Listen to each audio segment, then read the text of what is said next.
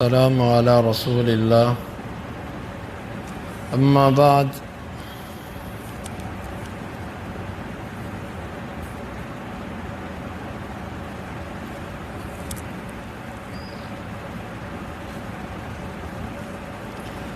امام بخاری کہتے ہیں کہ ہمیں بیان کیا قتیبہ بن سعید نے، وہ کہتے ہیں ہمیں بیان کیا لیث نے نافع سے، وہ ابن عمر رضی اللہ عنہما سے، وہ اللہ کے رسول صلی اللہ علیہ وسلم سے آپ نے فرمایا انما اجلکم فی اجل من خلا من الامم بین صلاۃ العصر الی مغرب الشمس، تمہاری امت کی عمر مدت بنسبت ان امتوں کی مدت کے جو تم سے پہلے گزر چکی ہیں ایسے ہی ہے جیسے عصر کی نماز کے بعد سے لے کر سورج کے ڈوبنے تک کے درمیان کا فاصلہ۔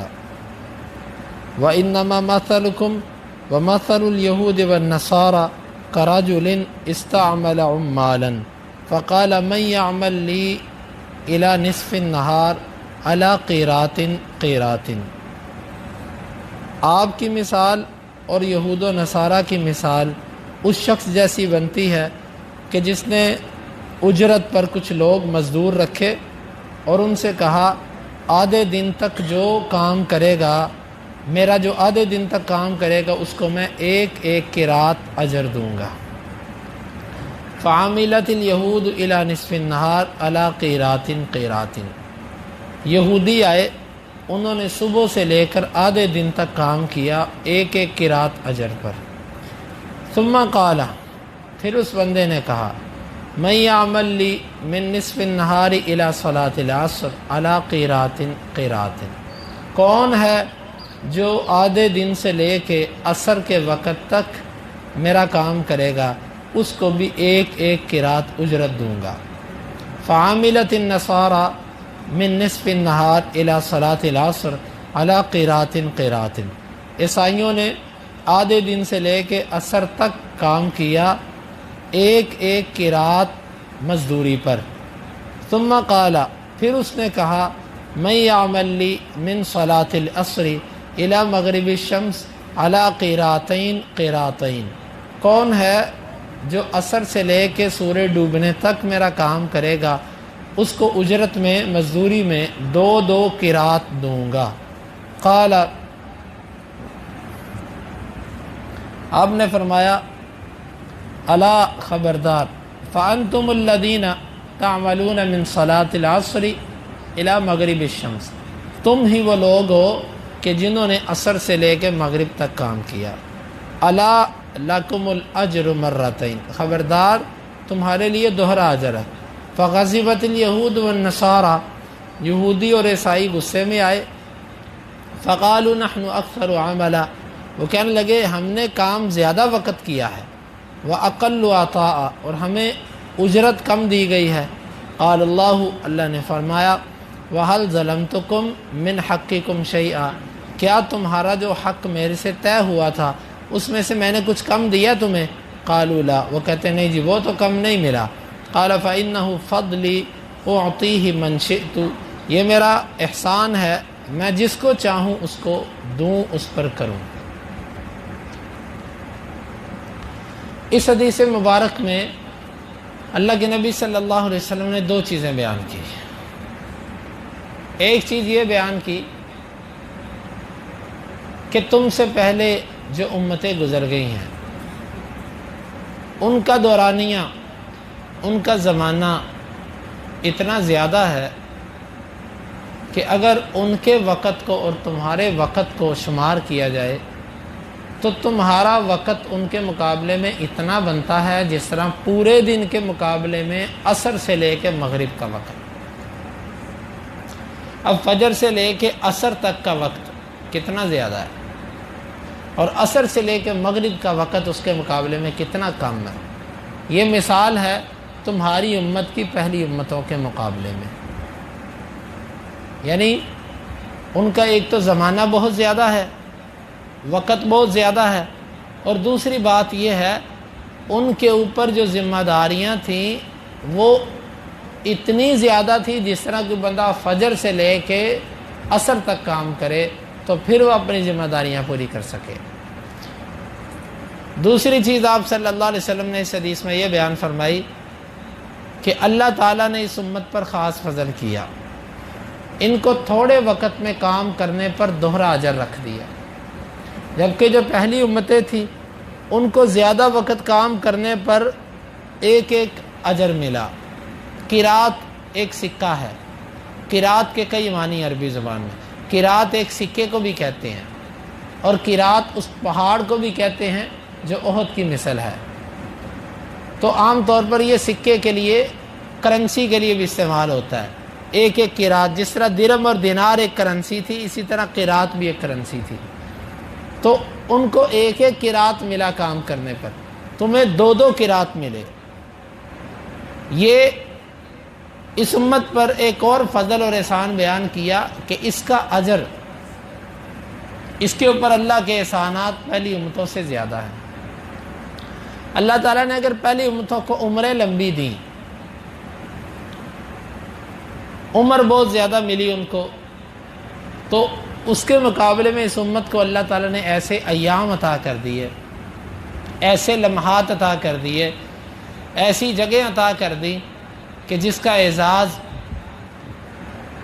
چند لمحے عبادت کرنے سے ان کی زندگیوں سے بڑھ سکتا ہے۔ مثلا لیلۃ القدر، عشرہ ذو الحجہ، اور اسی طرح محرم کا روزہ، 10 محرم کا روزہ، اور اس کے ساتھ اور جو آپ صلی اللہ علیہ وسلم نے فضیلتیں بیان کر دیں، رمضان کے، شوال کے 6 روزے، آپ نے فرمایا کہ جو 6 روزے رکھے گا وہ ایسے ہی ہے جیسے اس نے سال بھر روزے رکھے، اور اسی طرح ایام 20 کے 3 روزے، جو یہ 3 روزے رکھتا ہے وہ ایسے ہی جیسے اس نے 1 مہینے کے برابر روزے رکھ لیے۔ تو یہ فضیلتیں، اور پھر بعض جگہوں کو فضیلت دے دی، جیسے مکہ، بیت اللہ، اس میں 1 نماز پڑھنے پر 1 لاکھ کا اجر، مسجد نبوی میں 1 نماز پڑھنے پر 1000 کا اجر، بیت المقدس میں 1 نماز پڑھنے پر 500 کا اجر، اور اس کے علاوہ اور کئی اجر رکھ دیے۔ آپ صلی اللہ علیہ وسلم نے یہ کس لیے؟ آپ صلی اللہ علیہ وسلم کے اوپر اللہ تعالیٰ نے یہ احسان کیا کہ اس امت کو ایسی جگہیں دے دیں، ایسے لمحے دے دیے، ایسی گھڑیاں دے دیں، ایسے اوقات دے دیے کہ ان اوقات کے اندر جب یہ تھوڑی سی عبادت کرتی ہے یہ امت تو بہت آگے نکل جاتی ہے۔ جس طرح آپ نے کہا اللہ میری امت کی صبح میں برکت کر دے، لو آپ کے لیے آپ کے نبی نے دعا کر دی۔ اب آپ کے صبح کے وقت میں برکت ہے، وہ آپ چاہے سو کے گوا دیں، وہ چاہے آپ عبادت میں کر کے گزار لیں، جیسے مرضی کریں، آپ کے نبی نے آپ کے لیے صبح کے وقت میں برکت رکھ دی۔ جمعے کا دن رکھ دیا آپ کے لیے کہ جمعے کے دن میں ایک ایسی گھڑی ہے کہ جس وقت آپ اس میں دعا کرتے ہیں آپ کی دعا قبول ہوتی ہے۔ رات کے اندر ایک ایسا وقت رکھ دیا، رات کے پیر، آخری حصہ رات کا، کہ اللہ تعالیٰ اس وقت پکارتا ہے، بلاتا ہے میرے سے کہ معافی طلب کرنے والا۔ یعنی اس امت کو اگر لمبی عمریں نہیں ملی تو اس امت کو اللہ نے ایسی گھڑیاں دے دیں، ایسی جگہیں دے دیں کہ ان جگہوں میں اور ان گھڑیوں میں عبادت کرنا مہینوں، سالوں، 1000 مہینوں سے بہتر قرار دے دیا گیا۔ تو یہ اعزاز ہے اس امت کا۔ اور اسی طرح اللہ تعالیٰ قیامت کے دن، یہ امت آئی سب سے آخر پہ ہے، اس کا خطاب سب سے پہلے ہوگا، اور اسی طرح آئی یہ سب سے آخر پہ ہے، جنت میں یہ سب سے پہلے داخل ہوگا۔ اللہ کے نبی صلی اللہ علیہ وسلم کے ہاتھ مبارک سے حوض کوثر پر جام یہی امت سب سے پہلے پیے گی۔ یہ سب اعزازات اس امت کے ہیں۔ اللہ کا شکر کہ اس نے ہمیں اس امت میں پیدا کیا۔ ہم نے کبھی ان احسانات پر غور کیا؟ وَإِن تَعُدُّوا نِعْمَةَ اللَّهِ لَا تُحْصُوهَا، آپ اللہ کی نعمتوں کو شمار کرنا چاہیں آپ نہیں کر سکتے۔ ہمارے اوپر جو اللہ نے یہ احسان کر دیا نا کہ محمد صلی اللہ علیہ وسلم کی امت میں پیدا کر دیا، یہ اتنا بڑا احسان ہے کہ ہم سوچ نہیں سکتے۔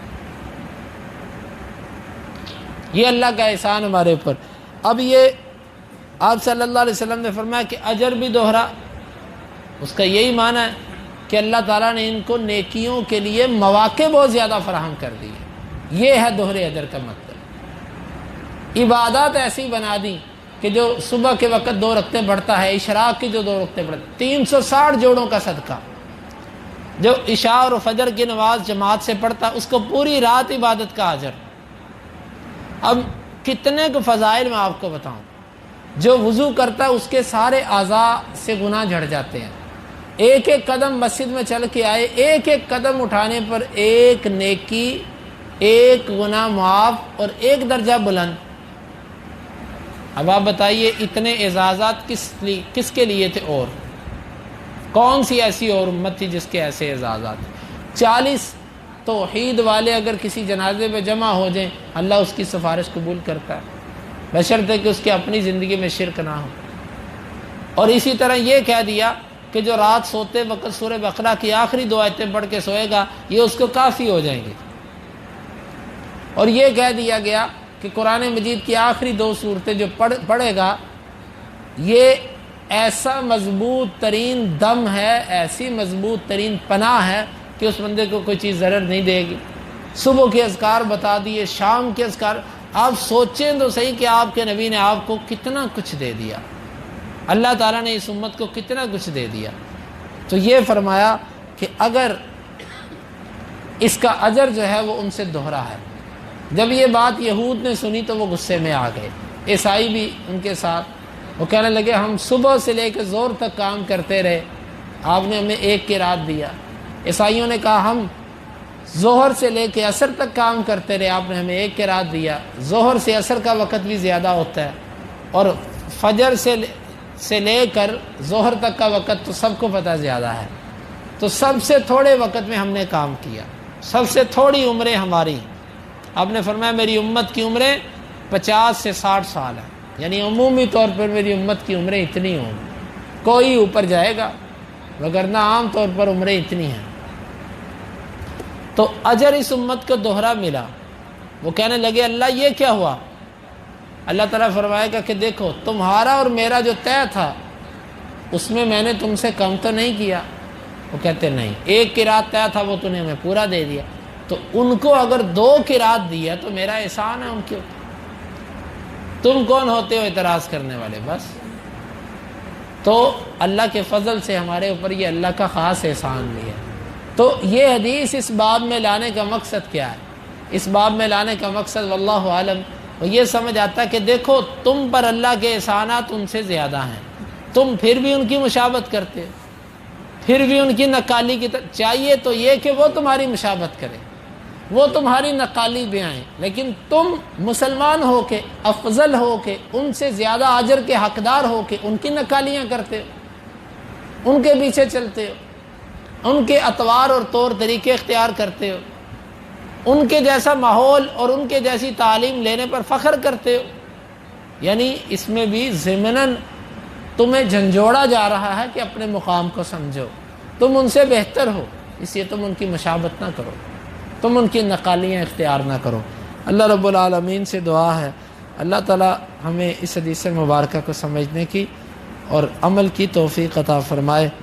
اللہم انفعنا بما علمتنا وعلمنا ما ينفعنا وزدنا علما وآخر دعوانا ان الحمد للہ رب العالمین۔ حدیث نمبر 3459۔